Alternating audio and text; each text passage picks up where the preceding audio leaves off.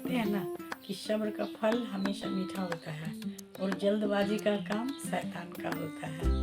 तो इसी विषय में आज एक कौवे की कहानी बताने जा रहे हैं हम। एक शांत जंगल में, हरा भरा जंगल में एक जवान कौवा रहता था। उसमें है क्या है कि जल्दबाजी बहुत रहता था हर चीज़ के लिए। भूख लगी थोड़ा सा भी इंतजार नहीं करता, टूट पड़ता खाने के लिए। उड़ना हो बिना सोचे ही उड़ जाता, किधर जा रहे हो कहाँ जा रहे हो वो कुछ नहीं। अगर थोड़ा सा भी इंतजार करना पड़ता तो वो तुरंत में गुस्सा आग बबूला हो जाता। उसे कई पक्षियां समझाते थे। बूढ़े कि उल्लू है उसे समझाता था कि जल्दबाजी का काम सही नहीं होता है, और हंस देता। समझदार कछुआ है वो उसे समझाया कि इंतजार करना कोई बेवकूफ़ी कमजोरी नहीं है, वो एक मजबूती का पहचान है। हर किसी की बात वो नहीं सुनता था, बिल्कुल नहीं सुनता। जो उसे मन करता वही करता। एक दिन उसे भूख लगा, उड़ते उड़ते देखा कि एक पेड़ पर बैठा, देखा कि एक तपती धूप में एक गरीब किसान अपने खेतों में है कि बीज दाना है सो डाल रहा है, छिट रहा है चारों ओर। कौवा को इंतजार नहीं हो पाया, तुरंत है किसान के रहते हुए दौड़ पड़ा खेत में। बाकी पक्षियां जो है वो पेड़ में टहनी में बैठ करके देख रहे हैं, किसान का इंतजार कर रहे हैं कि किसान जाएगा उसके बाद हम लोग शांति से खाएंगे। और कौवा क्या हुआ, किसान के रहते खेतों में कूद पड़ा।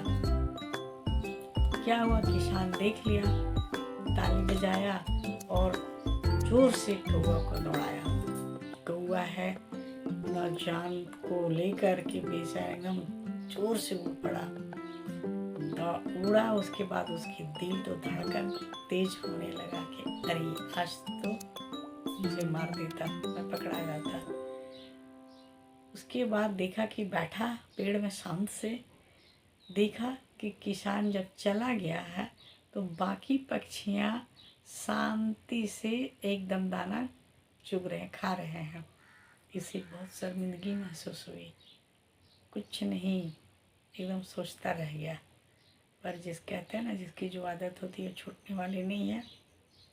एक दिन फिर उसे जब भूख लगा तो उड़ते उड़ते जा रहा है, देखा कि नदी में एक ब्रेड रोटी का टुकड़ा बह रहा है। उसे तो बर्दाश्त होती नहीं थी, इंतजार तो होता नहीं था। ये देखा कि रोटी बह रहा है, पानी में तैर रहा है, वो है कि अपना फिर से टूट पड़ा रोटी लेने के लिए। पूरे एकदम चोंच को झुकाया रोटी लेने के लिए, तो क्या हुआ, झुकने की वजह से वो पानी में पूरे डूब गया। और डूब गया तो उसकी पंख है पूरे पानी में पूरा भीग गया।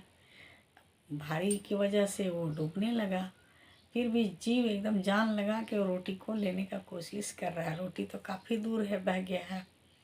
ये किसी तरह से रोटी तो नहीं ले पाया, पर अपना किसी तरह से जान बचा करके और उड़ निकल गया पानी से। पत्थर में पूरा भीगा हुआ पंख है, लथपथ है, वो बैठ गया। क्योंकि पंख पानी में भीगा तो भारी हो गया, एक वजन हो गया उसकी बॉडी में।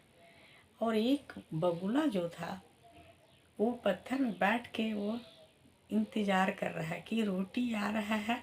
जैसे साइड में थोड़ा सा पानी में साइड होते गया, जब देख लिया बगुला कि अब आसानी से रोटी ले सकते हैं, तब वो बगुला का क्या अपनी चोंच डुबाया और आराम से रोटी लेके उड़ गया। कौवा वहाँ भी रह गया शर्मिंदगी से, एकदम चुप। उसे बहुत शर्म आई अपने ऊपर कि मैं क्या कर रहा हूँ। उसके बाद क्या हुआ कि एक दिन उसे फिर ज़ोर से भूख लगी है तो वह उड़ चला है। उड़ते उड़ते उड़ते उड़ते जाते जाते देखा क्या कि एक से एक पेड़ है जो आमों से लदा हुआ है, फल से। पर वो थोड़ा पकने में भी टाइम है। वो कौवा फिर चोंच मारने जा रहा था, लेकिन उसे ये सब बातें याद आ गई कि कछुआ क्या समझाया था, बूढ़े उल्लू क्या समझाया था। और दूसरी बात है कि उसके साथ क्या क्या घटना घटा, वो सब उसे याद आ गया। वो ऐसो रुक गया, पेड़ में बैठा है और रोज देख रहा है, सुबह शाम सूर्य सुबह उग रहा है वो देख रहा है, शाम डूब रहा है वो देख रहा है।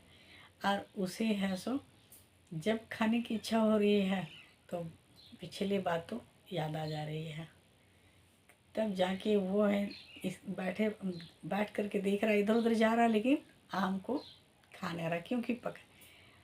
तब जाके जब आम पक गया, एकदम पीले रंग का सुनहरे सूरज की तरह चमकने लगा पका हुआ आम, तब जाके कौवा शांति से एक आम को चोंच मारा और मीठा मीठा रस भरा हुआ खा रहा। वो पहली बार था जो संतुष्टि से शांति से उस फल को वो खाया।